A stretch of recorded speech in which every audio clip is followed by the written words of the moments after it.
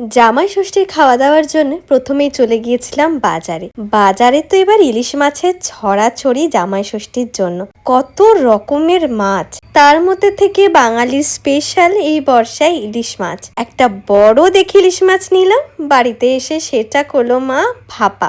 আমরা ছোট থেকেই বলি টিফিন বক্সের ইলিশ মাছ। আর সাথে কি কি ছিল আজকের মেনুতে সেটাই দেখো। সাদা ভাত, পটল ভাজা, পাঁপড় ভাজা, ডাল, ইলিশ মাছের মাথা দিয়ে বাঁধাকপি, চিংড়ি মাছের মালাইকারি, সর্ষে ইলিশ, মাটন কষা, চাটনি, পাঁপড়, দই, 5 রকমের মিষ্টি, আর ছিল নবাবী সেমাইও, আর সাথে ছিল কেক আর আইসক্রিম। ভুলে কি করে চলে বলো তো? ছিল ম্যাঙ্গো আইসক্রিম, ছিল বোবা ড্রিঙ্ক, 5 রকমের ফল আর সালাড, আরো কত কি, বলেই শেষ করতে পারবো না। জামাইকে মাতার যথাসাধ্য চেষ্টা করে সমস্ত খাবার রান্না করে দিয়েছে। সবশেষে জামাই ষষ্ঠী বলে বাবাও তো জামাই নাকি, তার জন্য বাবা নিজে জামাই হয়েও তার মেয়ের জামাইয়ের সাথে দুজনে মিলে একসাথে কেক কাটলো। আমরা এবার এইভাবেই 2026-এ জামাই ষষ্ঠীটা দারুণ খাওয়া দাওয়া করে কমপ্লিট করলাম।